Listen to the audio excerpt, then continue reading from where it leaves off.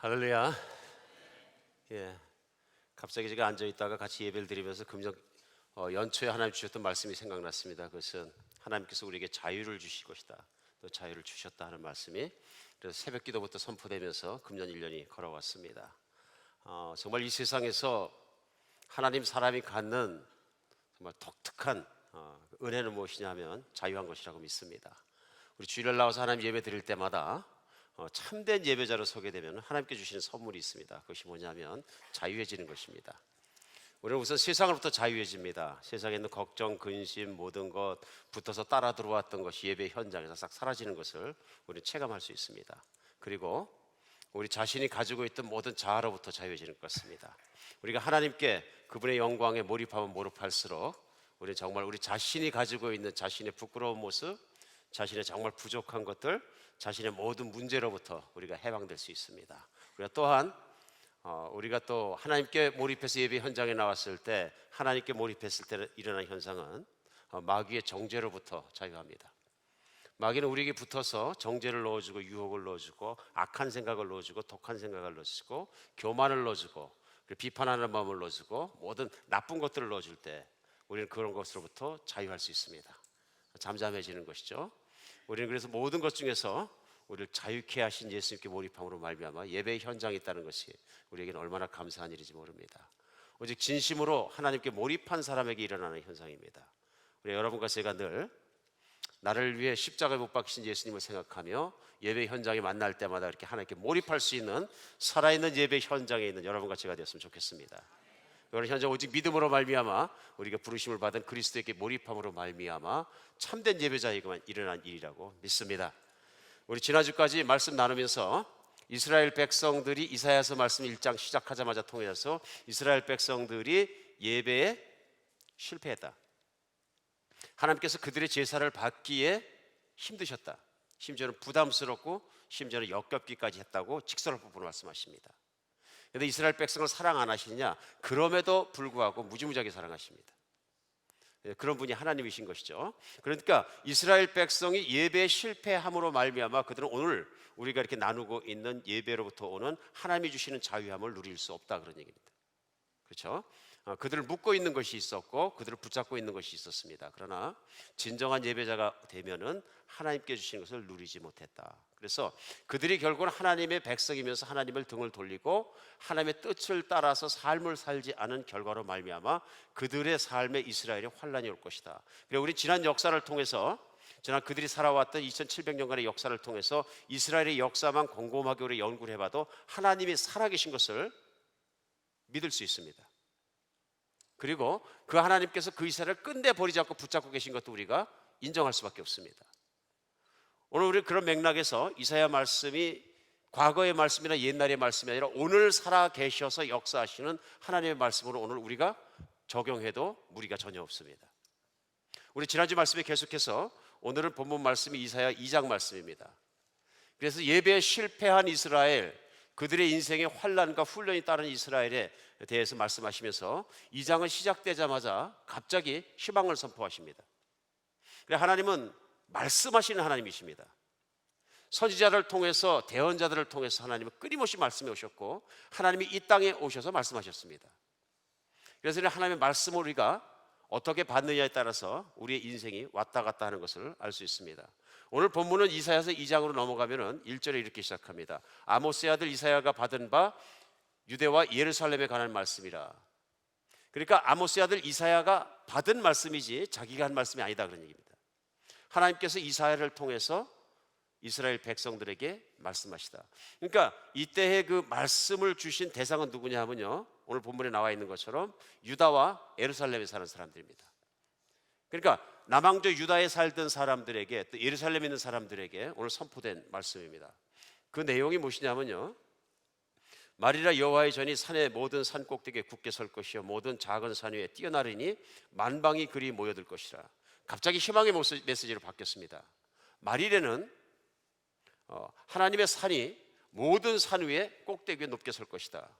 그리고 작은 산 위에 뛰어나실 것이므로 만방에 있는 온 열국에 있는 모든 사람들이 그 산으로 몰려들 것이다. 2절에는요, 많은 백성이 가며 이르기를 오라 우리가 여호와의 산에 오르며 야곱의 하나님의 전에 이르자 그가 그의 길을 우리에게 가르치실 것이라.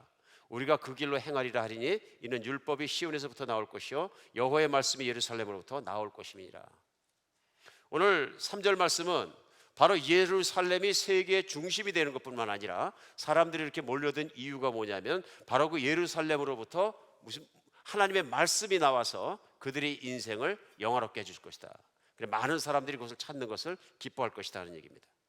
그러면서 4절에 보면 그 결과가 나옵니다. 뭐냐면 그가 열방 사이를 판단하시며 많은 백성을 판결하시니 무리가 그들의 칼을 쳐서 보습을 만들고 그들의 창을 쳐서 낫을 만들 것이며 이 나라와 저 나라가 다시는 칼을 들고 서로 치지 아니하며 다시는 전쟁을 연습하지 아니하리라. 그런 결과가 뭐냐면 하나님의 말씀을 따라 살아가기 때문에 세상이 전쟁 속에서 살아왔는데 전쟁이 없어지고 전쟁에 쓰던 모든 무기들을 녹여서 농기구를 만들 것이다. 그래 가장 평화로운 모습, 각 백성들이 하나님의 통치하심 아래서 평화롭게 살아가는 모습을 전하고 있습니다. 그러면서 마지막 5절은요, 야곱의 족속아 오라 우리가 여호와의 빛에 행하자. 오늘 1절부터 5절까지 부정적인 말씀이 없습니다. 몽땅 긍정적입니다. 그렇죠? 하나님의 나라가 그렇게 강성하게 일어설 것과 거기에 중심에 이스라엘 백성이 있을 것에 대해서 말씀하십니다. 그러면 여러분과 제가 이스라엘 사람의 옷을 입고 2700년 전으로 들어가서 신발을 신고 이 말씀을 딱 받으면 위로가 될까요? 안 될까요? 엄청나게 위로가 되죠. 바로 너희들의 중심에 모시고 있는 성전이 있는 예루살렘이 열방에 그렇게 높아질 것이고 바로 너희의 중심이 세계 가운데 높아지고 하나님이 그 자리를 높이실 것이다. 너희가 이미 가지고 있는 건 뭐예요? 하나님의 말씀과 모든 것을 열방의 흠모해서 모두 다 달려올 것이다. 너희는 세상에서 가장 부러워하는 족속이 될 것이다. 이런 말씀입니다. 기분 좋습니까? 기분 되게 좋습니다. 이거 안 좋아하면 이상한 겁니다. 좋아해야 됩니다. 얼마나 큰 격려입니까? 오늘 뭘 느끼십니까? 우리 지난주까지 말씀 나누면서 1장의 끝반부까지 뭐였냐면요, 이스라엘 백성을 책망하시는 말씀, 아프게 책망하십니다. 평생을 살아가면서 좋은 친구 한 명쯤 갖는 건 얼마나 큰 인생에 힘이 되는지 모릅니다. 제가 오늘 좋은 친구라고 형용사를 붙였을 때 그 좋은 일은 어떤 친구를 얘기하는 걸까요? 나한테 돈 대주는 친구? 뭐 좋을 수 있죠. 내가 부도나게 생겼는데 돈 대주면 좋은 친구죠. 근데 진짜 좋은 친구는 우리가 알고 있습니다. 마음속으로. 그렇죠? 내가 어려울 때 남들도 다 쳐다보지 않을 때, 내가 힘들 때 가족까지도 나를 쳐다보지 않을 때 나를 등을 두드려주고 같이 울어주고 이렇게 세울 수 있는 마음이 통하는 친구입니다. 내가 잘 나간다고 교만해져가지고 헛된 길이나 잘못된 걸 가고 있을 때, 내가 가진 것은 쳐다보지 않고 자꾸 이웃집에 있는 여자를 쳐다보면서 방황하고 있을 때 찾아와서 나에게 따끔하게 얘기해주고 아프게 얘기해주고 나의 현재의 모습을 있는 그대로 얘기해줄 수 있는 친구, 맞습니까? 진실한 친구죠.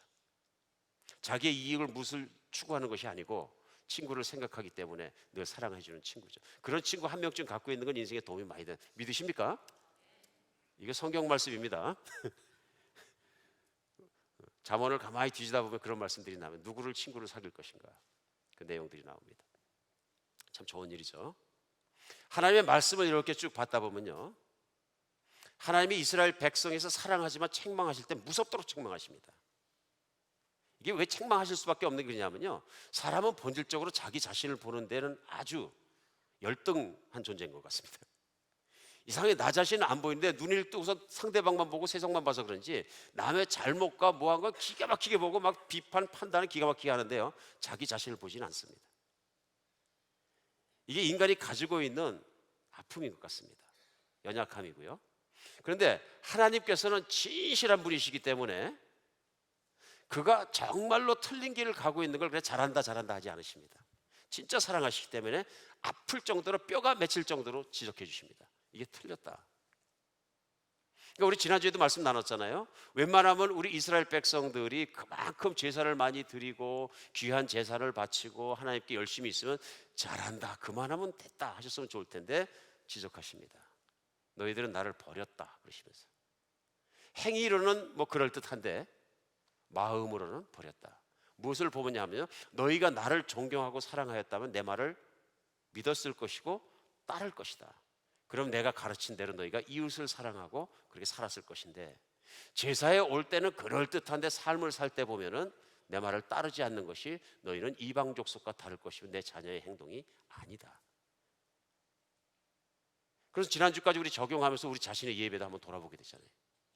나는 예배자로서 합당한 사람인가? 나는 하나님을 사랑하는가? 나는 하나님의 말씀을 따라가려고 노력하는 사람인가? 아니면 그저 늘 보이려고 예배드리는 것은 아닌가? 지난주까지입니다. 여기까지는 말씀이 어둡습니다. 그러니까 지난주에 말씀을 저도 전하면서 걱정됐던 게 뭐냐면요, 이상하게 한비전 교회 오면 이웃의 말씀, 어두운 말씀을 전하더라. 로마서도 들어가더니 다 죄인이라고 얘기하고, 이제 이사야 들어와서 웬일인가 했더니 또 그러고, 하나님 말씀이 그렇게 생겼습니다.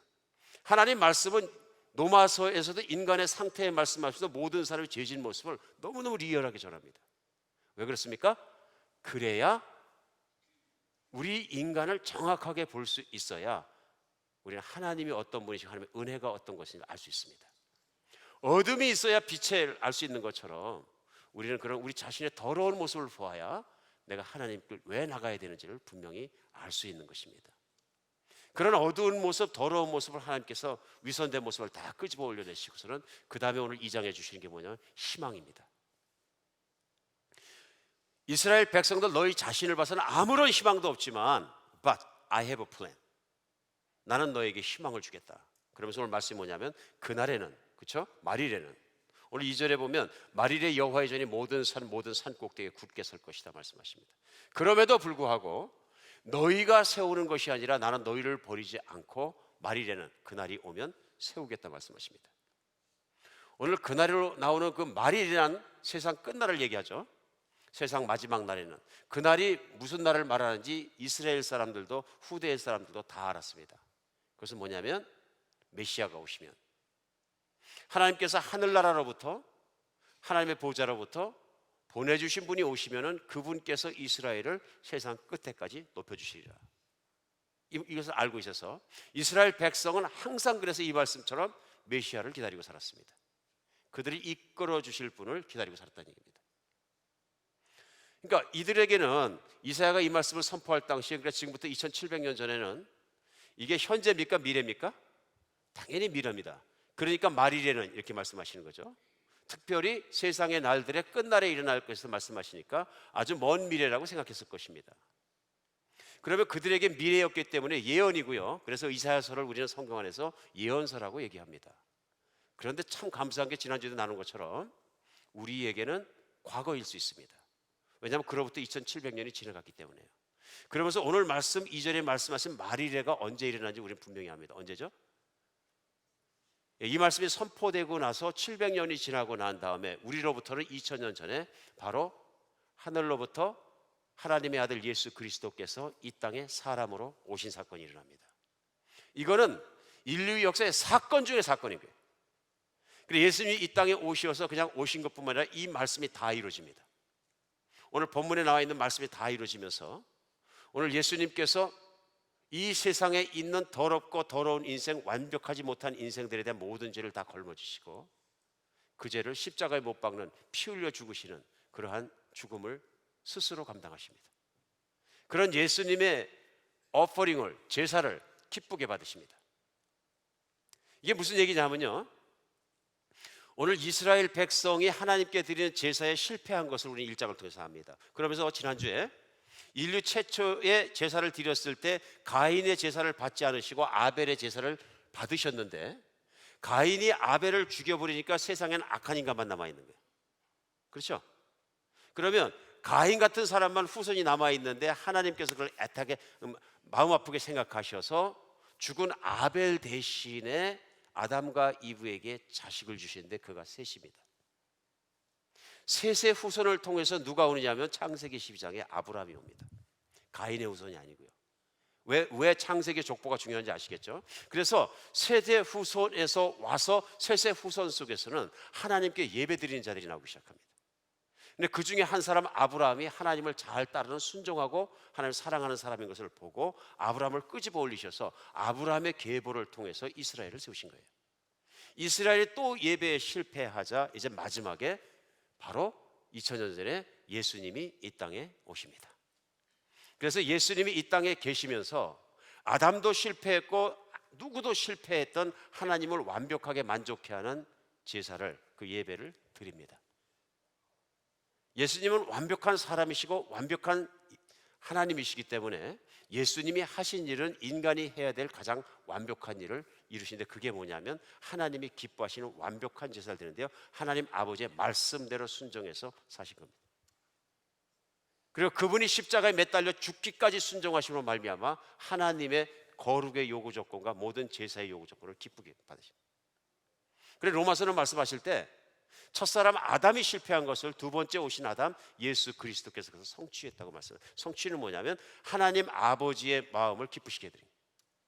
이게 인간이 되어야 될 표상이다, 이렇게 얘기하는 것입니다.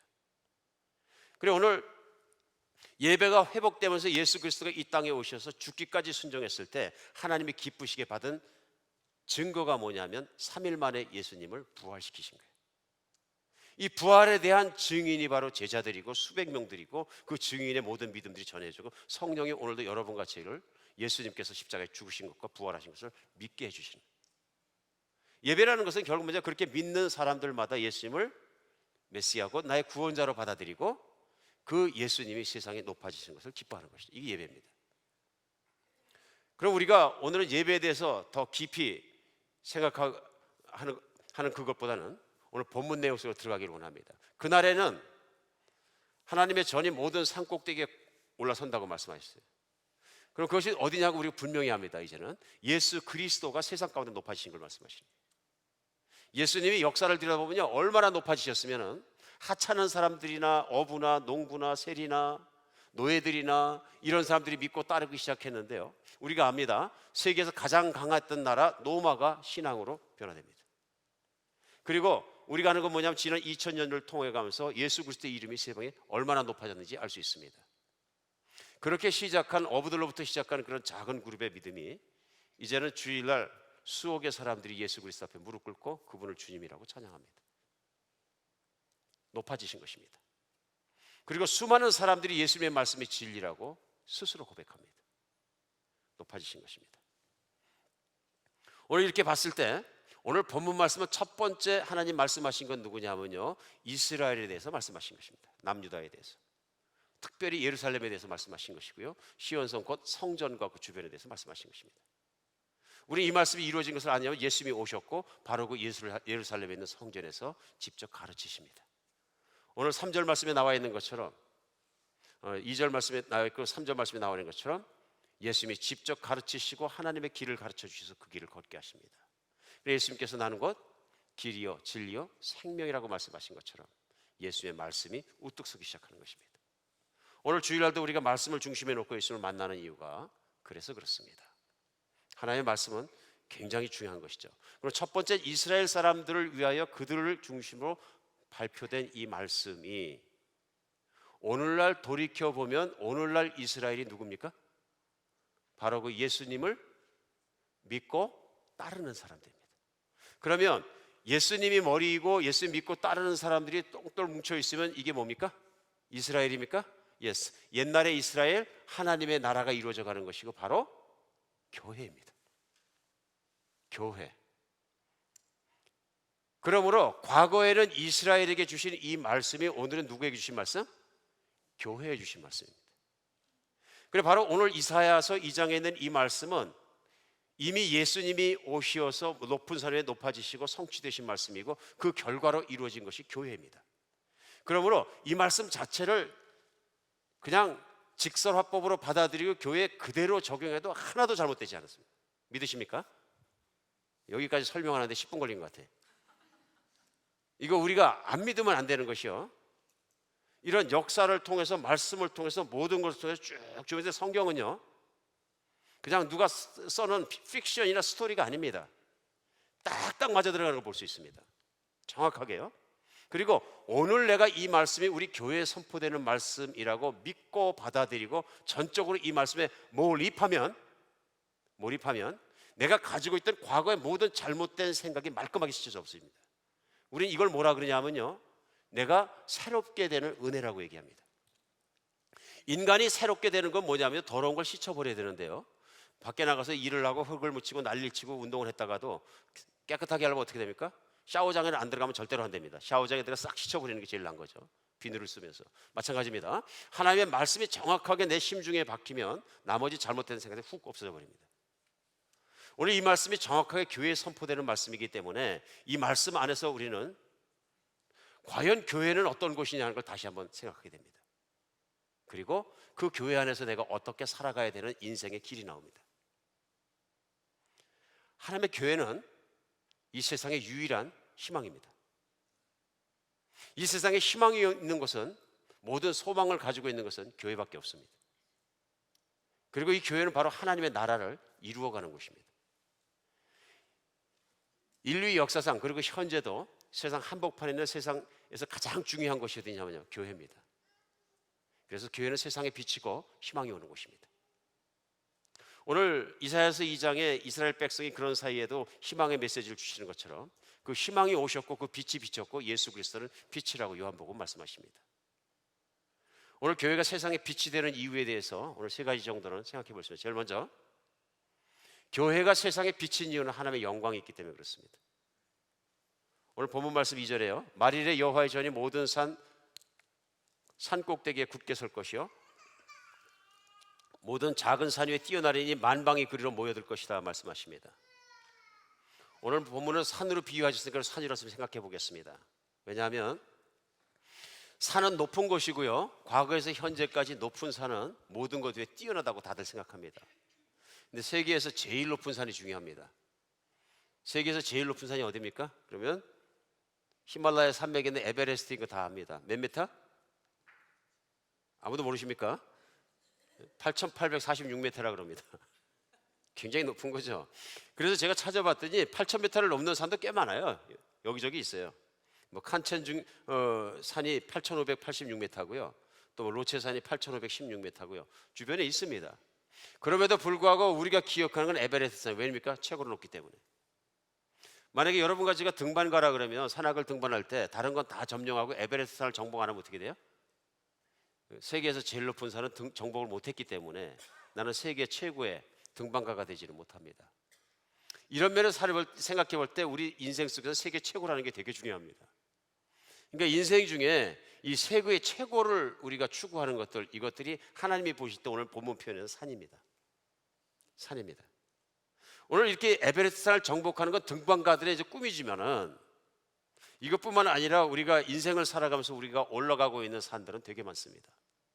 사람에 따라서는요, 학문의 산을 올라가는 사람들도 있습니다. 자기 인생의 최고의 목적이 세계에서 가장 어떤 영역에 뛰어난 스칼라가 되는, 학자가 되는 것입니다. 학문의 산을 쌓는 것이죠.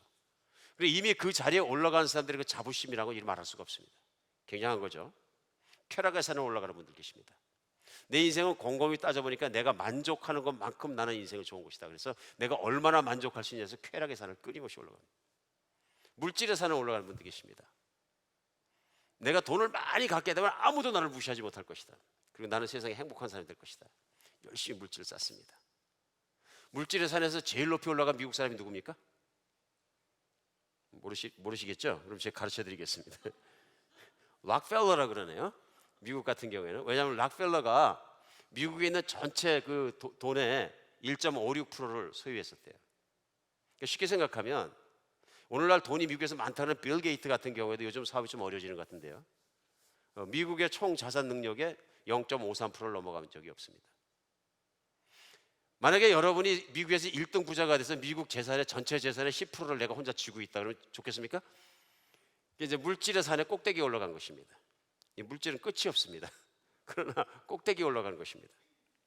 뭐 그런가 하면은 뭐 여러 가지 산이 있습니다. 심지어는 마체산도 있습니다. 나는 맛내기에 대해서, 요리에 대해서 세계 최고로 올라가겠다. 우리 한국에서 요즘 뭐 한류 열풍 일으키는 연예인들의 산도 있고요. 나름대로 많은 산이 있고 종교의 산도 있습니다. 인간이 열심히 해서 성화되어서 신같이 될 수 믿고 열심히 수행하고 뛰어가는 부처의 산도 있고요. 마호멧의 산도 있고 소크라테스의 철학의 산도 있고 공자신의 산도 있고요. 요즘 많이 쫓아가는 산 중에 하나가 뭐냐면 과학이라는 산도 있습니다.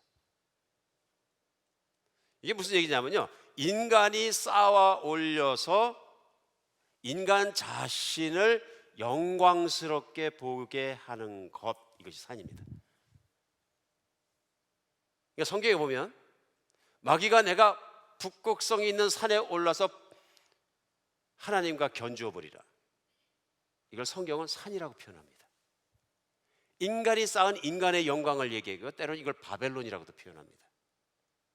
인간은 끊임없이 그래서 어떤 존재냐면 자기의 영광을 추구합니다. 인간 자신의 글로리예요.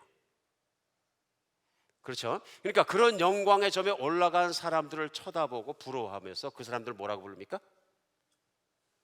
모르십니까? 스타라고 부릅니다. 정치계의 스타가 있고 돈을 만지는 그쪽 물질계의 스타가 있고 연예계의 스타가 있고 체육계의 스타가 있고 스타가 다 따로 있어요. 별들의 모임. 아시안 게임이 한국에서 시작돼서 뉴스에 보니까요, 개막식을 하는데 보니까 별들만 나왔어. 연예계의 별들이 쫙 떠가지고 막 정신없이 찾아봅니다. 그렇죠? 사람들이 얼마나 그 별들을 쳐다보고 있느냐 하는 걸 우리는 볼 수 있습니다. 산들이 높은 곳입니다. 근데 오늘 뭐라고 말씀하시냐면요, 말일에 하나님의 산이 그들 산 위에 높아지셔서 모든 사람들이 하나님의 산으로 몰려들 것이다. 누구? 예수 그리스도야. 왜 그렇습니까? 인간이 쌓는 어떤 과학도 어떤 물질의 산도 어떤 인기도 어떠한 쾌락도 어떠한 것도 예수 그리스도의 산을 넘어가지 못한다. 왜 그렇습니까? 인간이 영원히 살 수 있는 길은 어디도 없기 때문에 그렇습니다. 인간이 과학의 산을 아무리 열심히 쌓아서 과학을 내가 아무리 철저하게 신뢰해도 그 과학이 나의 인생을 100년을 더 살게 하지 못합니다. 믿으십니까? 이거 안 믿으시면 큰일 납니다. 그럼에도 불구하고 우리는 과학적이라는 사고방식을 통해서 죽음에서 부활하시고 승천하고 하늘에 올라가신 예수 그리스도를 과학 때문에 믿지 않습니다. 이걸 성경은 인간의 교만이라고 말씀하십니다. 오늘 예수님이 나를 위해 죽으시고 정말로 부활하시다는 것이 얼마나 커졌는지요, 실감하지 못합니다. 우리 신앙인들이 갖고 있는 가장 큰 비극 중에 하나는 뭐냐면요, 내가 가지고 있는 것이 무엇인지를 모르고 밖에 찾는 거예요. 이스라엘 백성의 가장 큰 문제는 뭐냐면요, 그들이 하나님의 선택을 받았으며 하나님의 빼어난 족속이 되었고 그 족속을 하나님만 따르면 높인다는 약속을 잃어버리고 이방 족속들을 닮아가는 거예요. 이게 뭐냐, 그들의 삶의 방식이 그 옆에 살고 있는 이방 족속들을 따라가서 자기가 물질적으로 잘 먹고 잘 사는 것이 인생의 목표라고 바뀌니까 물질을 하나님과 바꿔버린 거예요. 그러니까 살아가면서 악행을 일삼고요, 하나님이 하라 그런 건 하지 않고 하지 말라 그런 건 한 거예요. 그게 뭐냐면 하나님은 돈이 없는 사람과 과부와 모든 사람을 도와주고 그들과 더불어 살으라고 섬김에 대해 가르치셨는데 내가 그렇게 살면 욕망을 만족하지 못하니까 내 거는 내 것, 네 것도 내 것. 그러니까 때에 따라서 그것에 넘어서 사람을 속이기도 하고 먼저 뛰어가서 뺏기도 하고 이런 피를 묻은 손을 가지고 하나님을 찬양하니까 그 재물을 못 받겠다 그러시는 거예요. 여러분과 저의 일주일 내내 하는 일상의 삶과 아주 밀접한 관계가 있습니다. 이게 누가 하는 거냐면요, 하나님을 섬기지 않는 사람들이 살아가는 삶의 방식입니다. 그러니까 예배자가 세상 사람이 되었기 때문에 하나님 받을 수 있고 하나님 백성이 아니라 그러시는 거예요. 오늘 우리에게는 이게 굉장히 중요한 게 뭐냐면요, 세상에 있는 산들을 쫓아가면 하나님의 산이 보이지 않습니다. 이스라엘 백성이 이미 선택받은 하나님의 왕이시고 다스리는 백성이라는 걸 까맣게 잊어버리고 그들의 시각이 이방 사람들을 보고 따라가는 것입니다. 그런데 이런 환상과 잘못된 착각들이 어느 순간에 깨집니다. 언제인지 아십니까? 죽음이 다가오는 순간만큼은 깨어집니다. 이틀 전에 금요일 날요, 캘리포니아 롱비치 항에서 비행기 한 대가 출발했습니다. jetblue 항공사의 1416기였는데요. 이틀 전이죠. 승객 147명을 타고 이륙을 합니다. 멋지게 이륙해서 순환고도를 취하기 위해서 상승합니다. 상승하다가 이 비행기가 그 텍사스에 있는 어스틴을 가던 비행기였는데요, 해상에서 떠 있었는데 갑자기 오른쪽에 있는 엔진이 꽝 소리와 함께 터집니다. 바위로 터진 겁니다. 그 순간에 조종사가 즉각적으로 소화기를 켜니까 거기에 기계로 되어 있던 소화기가 분무하면서 불은 꺼지는지 모르겠는데 완전히 화염에 연기를 휩싸이게 됩니다. 그 연기가 객실까지 꽉 찼다 그럽니다. 객실에 얼마나 연기가 많이 찼는지 옆에 있는 사람과 앞에 있는 사람 분간하지 못하고 연기가 꽉 찼대요. 그 순간부터 승객들이 막 소리 지르기 시작하고 울기 시작하고 통곡하고 승무원들은 산소 마스크가 안 떨어지니까 뛰어다니면서 붙잡고 산소 마스크를 열어서 주기 시작하고요. 비행기는 요동을 치기 시작하고요. 그러니까 뭐 그야말로 그냥 전쟁터가 된 거죠. 갑자기 지옥이 된 거예요. 온 난리가 났는데요, 다행히 조종사가 침착하게 흔들리는 비행기를 가지고 엔진 하나를 가지고 돌려가지고 공항으로 들어옵니다. 그리고 최선을 다해서 그 비행기를 활주로에 사뿐히 안착시킵니다. 기가 막힌 일이 일어난 거죠. 랜딩하는 순간에 그 기쁨이라는 건 이루 말할 수가 없고요. 난리가 나고 비행기가 열리고서 사람들이 내렸는데요, 땅에 딱 내려가지고서는 사람들이요, 진짜 하나님을 감사하더래. 그렇게 신앙심이 좋을 수가 없더래. 그래서 기자가 인터뷰하면서 어떻게 하냐니까 막 소리를 지르다 보니까 기도해야 살 것 같아서 기도를 할지 모르니까 어떻게 해요? 주기도문만 계속 내릴 때까지 반복했습니다. 주기도문 파워풀. 생각나는 게 어릴 때 배운 주기도문이 생각이 난 거죠. 이제 주기도문만 계속. 그러니까 사람들이 다 하나님을 부르더라. 여러분, 그럼 누구를 매달릴 거예요? 거기서? 그렇죠? 하나님 살려주세요 밖에 더 있습니까? 갑자기 심각해지는 거예요. 이게 뭐예요? 아무리 인간이 뭐가 좋고 하다가도 그 문턱에 가면 하나님밖에 높으니 부활하신 예수님의 부활이, 생명이란 단어가 굉장히 중요해지는 거예요. 믿으십니까? 우리는 예수님의 부활과 생명이란 단어가 분명히 높은 거고 예수님이 높은 분에 불구하고 평상시에 작은 산들을 보니까 예수님의 산이 안 보이는 거예요. 교회는 바로 그 하나님의 영광이 있는 것입니다. 예루살렘에 성전이 있고 시온에서 나오고 예수님이 거기서 가르치시고 거기서 죽으시고 부활하셨지만 이제 예수님은 교회에 계십니다. 교회에 계십니다. 예수님은 그 교회의 머리시고 그것이 몸이시고, 이 바로 교회는 과거의 이스라엘이 오늘 교회인 것을 믿으시기 바랍니다. 교회 얼마나 중요합니까? 교회는 세상의 희망이고 세상의 중심이에요. 군의 카운티 우리가 살고 있는 아틀란타는 수많은 건물이지만 여러분, 월마트에 가면 부활의 희망이 있습니까? TV 많이 파는 베스트바이에 있습니까? 아니면 극장에 있습니까? 재밌는데 어디 있습니까? 교회밖에 없습니다. 교회 얼마나 중요한 것이에요. 사람은요, 자기가 중요하다고 생각하는 걸 어떡합니까? 사자성어로 퀴즈. 진짜 소중하면 어떡합니까? 잘 모르세요? 애지중지. 누구 이름이 아니고 애지중지라는 게 도대체 무슨 뜻인가 해서 사전을 찾아봤어요. 그랬더니 사랑하고 소중히 여기는 것이래. 맞는 말이죠. 사랑하면서 소중하게 여기지 않는다면 이것도 말이 안 되는 거예요. 소중하게 여기는 건 사랑하는 것이고 사랑하는 건 소중하게 여기게 됩니다. 우리가 애지중지해야 되는데 오늘 이 시간에 한번 여러분께 여쭙고 싶습니다. 지금 이 순간 내가 생각할 때 내가 애지중지하는 건 무엇입니까? 애지중지. 그럼 두 번째 여쭤보겠습니다. 나는 내가 참석하는 한비전교회를 얼마나 애지중지하십니까? 이게 현재 답변이 우리의 믿음의 현주소입니다. 현주소입니다. 교회는 하나님의 영광이 계신 것이고 그리스도가 머리 되시고 몸이 되신 것입니다. 내가 교회를 얼마나 애지중지하느냐 하는 것은 바로 내 신앙의 현주소입니다. 한번 깊이 서로가 생각해보는 시간 되었습니다. 이스라엘 백성은 자기의 정체성과 하나님의 성전과 예루살렘을 그렇게 애지중지하지 않았습니다. 그들은 그들이 잘 먹고 잘 사는 것, 이방인처럼 사는 것이 훨씬 더 중요한 사람들이었습니다.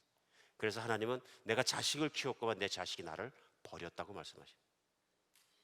하나님은 인간이 애지중지할 것을 애지중지 안 하고 엉뚱한 것을 애지중지할 때 그들이 나를 버렸다고 말씀하십니다.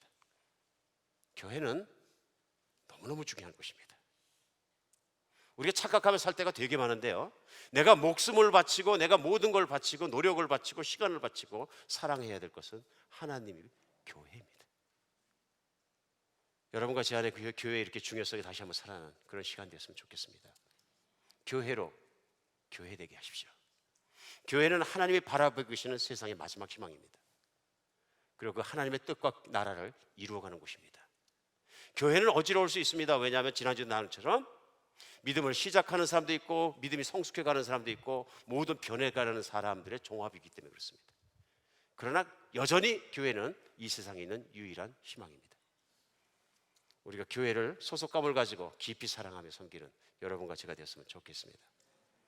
두 번째는 뭐냐면요, 오늘 본문이 가르쳐 주시는 교회가 이 세상의 마지막 희망이고 희망이 오는 빛이라는 것은요, 교회는 하나님의 말씀이 있기 때문에 그렇습니다. 오늘 본문 3절에 보면요, 많은 백성이 가며 이르기를 오라 우리가 여호와의 산에 오르며 야곱의 하나님의 전에 이르자 그가 그의 길을 우리에게 가르치실 것이라 우리가 그 길로 행하리라 하리니 이는 율법이 시온에부터 나올 것이요 여호와의 말씀이 예루살렘으로부터 나올 것임이라. 이 말씀이 이미 나왔습니다. 예루살렘은 정말로 그래 중요했던 게 뭐냐면 예수님이 그곳에서 가르치셨다는 겁니다. 성전에서 가르치시고 예루살렘에 가르치시고 그 가르치신 말씀들이 오늘날 우리에게 성경을 통해서 전해지는 것입니다. 교회가 중요한 이유는 왜 그러냐면요, 다른 어떤 기관도 가지고 있지 못한 것을 가지고 있습니다. 그것이 살아계신 하나님의 말씀입니다. 이 말씀이 어떤 것이냐면요, 우리의 삶과 세상의 기준이 되어야 될 말씀입니다. 왜 기준이 되어야 되냐면요, 말씀만이 진리이기 때문에 그렇습니다. 진리이기 때문에. 성경은 말씀하실 때요, 세상에 있는 사람들은 풀과 같고 사람들이 이뤄낸 영광도 풀에 핀 꽃과 같다고 말씀하십니다. 그러니까 왜 이렇게 비유하시냐면요, 사람들이 열심히 산을 쌓고 최고를 지향하면서 학문의 산과 모든 산들을 쌓고 문명의 산을 쌓아놓을지라도 인간들이 만든 것은 결국은 풀 위에 핀 꽃에 지나지 않는다. 그래서 바람이 불고 세월이 가면 이것이 시들고 죽는 것처럼 인간이 만드는 문명도 죽는다. 이것이 안 믿어지는 분들은 역사 공부를 좀 하십시오. 세계에 일어난 문명 중에서 1000년 이상 간 문명이 어디 있습니까? 없습니다. 로마의 문명도 없어졌고 모든 문명은 다 없어졌습니다. 땅 속에 묻혔습니다. 그래서 과거의 문명, 그 대단한 문명을 찾아보기 위해서는 땅을 한참 파고 내려가야 합니다. 맞습니까? 세상에 영원한 문명은 아무것도 없습니다. 미국의 문명과 미국의 국력과 이 놀라운 과학의 발전이 묻힐까요? Yes. 아마 만약에 예수님이 돌아오지 않는다 그러면 지금부터 1000년 뒤에는 미국을 찾으려면 땅을 한참 찾아야 옛날에 미국이란 나라가 있었는데 이렇게 됩니다. 맞습니까? 모든 건 다 묻히지만 세상에 있는 사람도 풀이고 그들이 만들어놓은 문명과 모든 것도 그 꽃이 다 지지만은 오직 하나님의 말씀은 영영이 서리라. 왜 그렇습니까? 하나님은 영원히 사시는 분이고 그분의 말씀만이 변함없이 그대로 기준에 서 있는. 그러면 우리가 신뢰하고 받아들이고 따라가야 될 건 뭐냐? 하나님의 말씀이라는 얘기입니다.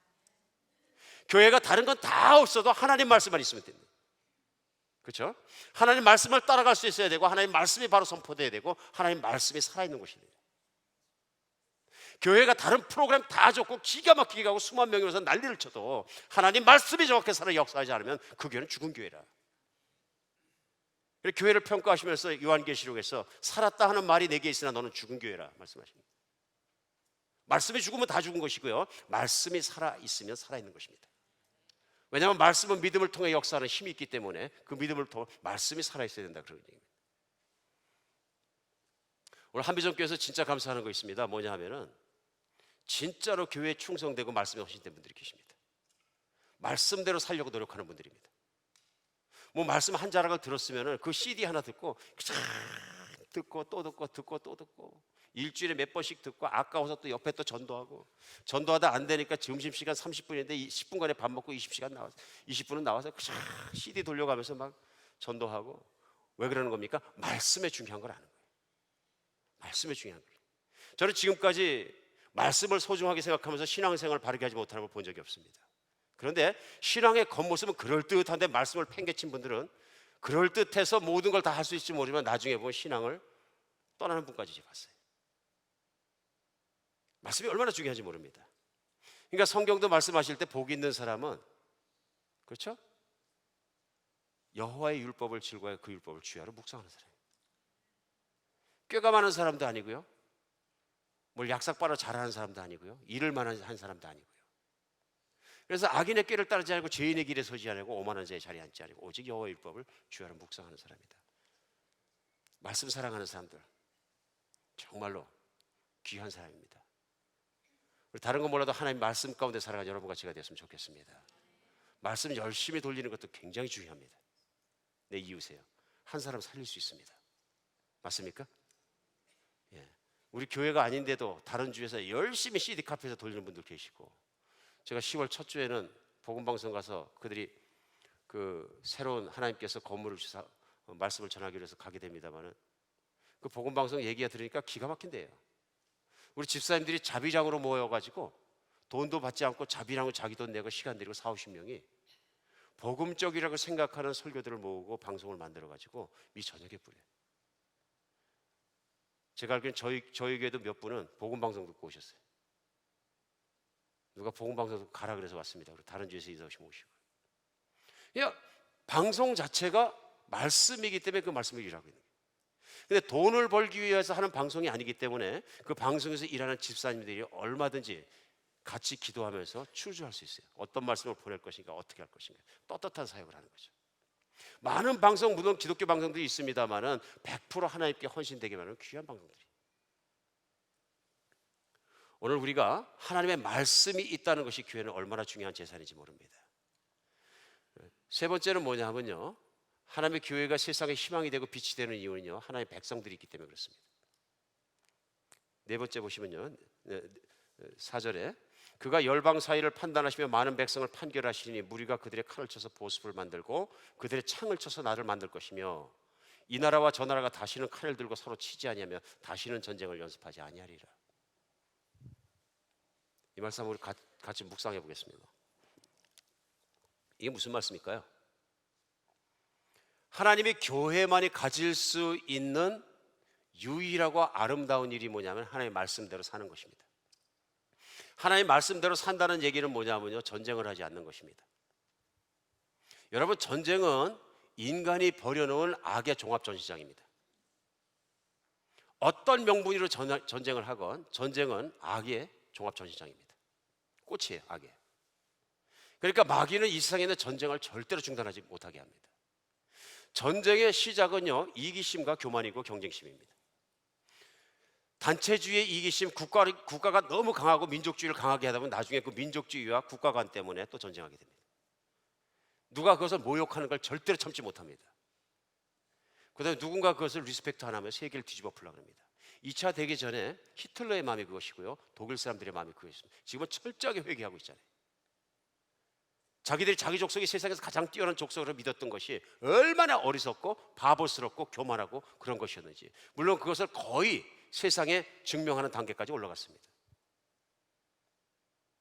그래, 우리가 한민족으로 단일민족을 자랑하는 것도 저는 뭐 가끔가다 한 번씩 너무 그런 것도 위험합니다 하고 생각하는 게 뭐냐면, 그 민족주의가 때로는 하나님 나라 안에 걸림돌이 될 때도 있습니다. 생각해 볼 문제입니다. 오늘 진짜 하나님의 백성은 누구냐 하면요, 하나님의 말씀대로 살아가는 사람들이에요. 이 사람들은 어떤 그 무엇으로도 전쟁을 하지 않는다 그런 얘기입니다.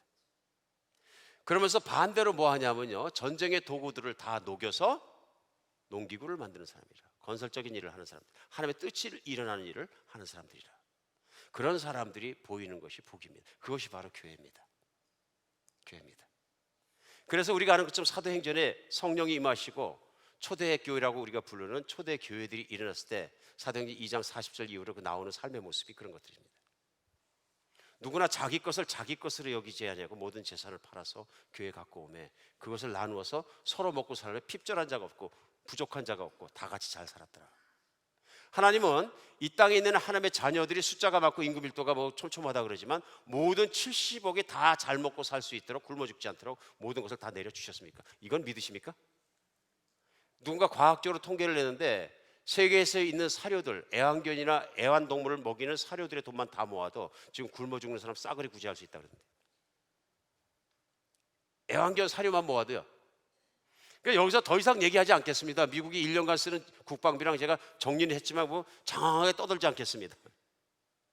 미국이 1년간 쓰는 국방비만 아껴도 세계에 있는 사람들의 업그레이드가 보통 저소득층 못 먹고 사람들 기한은 다 해결하는 것 둘째치고 모든 삶의 풍요함과 교육의 모든 공평함까지 이룰 수 있습니다. 그래, 우리는 어마어마한 돈들을, 세계를 살 수 있는 돈들을 다 거기 쏟아붓습니다. 왜요? 세계를 지킨다는 명분하에 끊임없는 경쟁과 끊임없는 무력 충돌과 끊임없는 악이 싸우고 있는 거예요. 이거 정말 그런 것 같습니다. 제가 최근에 관심 있게 본 다큐멘터리가 하나 있습니다. 그 이름이 뭐냐면 텐트 시리라는 것입니다. 뭐 1시간 정도의 다큐멘터리인데 여러분들 한번 보시길 제가 권해드립니다. 미국에서 만든 이 다큐멘터리의 그 중요되는 장소가 어디냐면 내슈빌인데요.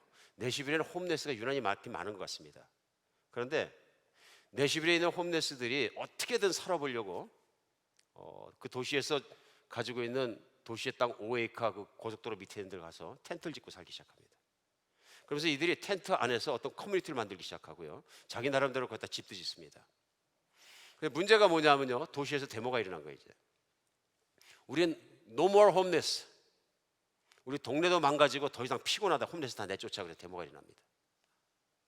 그런 과정 중에서 이 사람들이 살아남기 위해서 진짜 살아남기 위해 왔고요.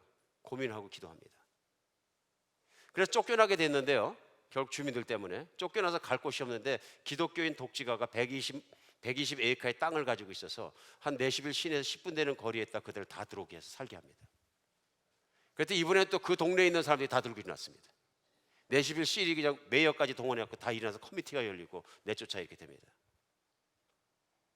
근데 이 홈레스들이 사는 거 보니까 진짜 열심히 살려고 노력하는 사람들이에요. 그래서 취재 과정에서 이렇게 보니까 안 되겠으니까 그 도시 안에 시장이 회장이 되는 홈레스 커미티라는 게 있습니다. 홈레스 어떻게 다룰 것인가 결정하는 기관입니다. 예산도 거기서 쓰고요. 그러자 우리 기독교인 중에서 헌신되어 있는 여러 교회가 나왔지만 한 자매님이, 젊은 자매님이 그 러우폼에서 법률 사무소에 일하시는 분인데 자기가 모든 걸 다 걸고 헌신합니다. 그게 뭐가 문제인가 공부해 보다가 이 홈레스 커미티라는 시에 있는 위원회 자체가 잘못됐다. 거기는 홈레스는 한 명도 없고 그 커미티의 구성 자체가 다 중간층 이상 사는 사람들이 앉아 있으니까 홈레스의 실정과 마음을 어떻게 알겠느냐. 그럼 어떻게 홈레스 문제를 해결할 것이냐. 그 홈레스를 유언이로 일부 앉히는 것이 맞다. 그걸 가지고 수도 없이 싸웁니다. 몇 회를. 결국은 이겨서 홈레스가 몇 명이 대표로 거기 들어가게 됩니다. 그러면서 홈레스의 사정을 위원회에 어필하기 시작해서 그 안에서 도시에서 갖고 있는 시에서 갖고 있는 안 쓰는 집이나 공공장소들을 변형시키고 다시 지어가지고 홈레스를 1년이면 1년, 2년이면 2년 동안 기회를 주면서 파워셔를 줘가지고 다시 잡을 잡고 일을 쓰고 공부할 수 있는 기회들을 주기 시작하면서 달라지기 시작합니다. 기독교인들이 이렇게 움직이는 건 참 빗된 것입니다. 근데 제가 그때 보니까 거의 다 기독교인들이에요. 그렇게 움직이는 사람들이 홈레스를 돕기 위해서, 재활하기 위해서. 홈레스가 한 번 됐다가 다시 정상적인 삶으로 들어오는 거는요 거의 불가능에 가까운 벽이 있다 그래요. 그러니까 한 번 홈레스는 영원히 홈레스가 되어버리는 거예요. 이걸 막기 위해서 노력하는 것은 그리스도인들이더라. 여러분 정말 그런 것 같습니다. 하나님의 교회 안에만 가질 수 있는 게 뭐냐면 섬김과 사랑이라는 것입니다. 이게 세상에 있는 단체에서는 이렇게까지 할 필요가 없으니까 안 합니다. 우리 한비전교회에서 가지고 있는 가장 큰 장점은 목장입니다. 어떤 분들에게 이게 현실성 있게 안 들리실 텐데요. 목장이 있기 때문에 하나님의 나라와 하나님의 말씀대로 살아가는 사람들이 있다는 것이 proved, 증명되는 것입니다. 여러분이 어떤 사람이 목장하기 싶어 합니까?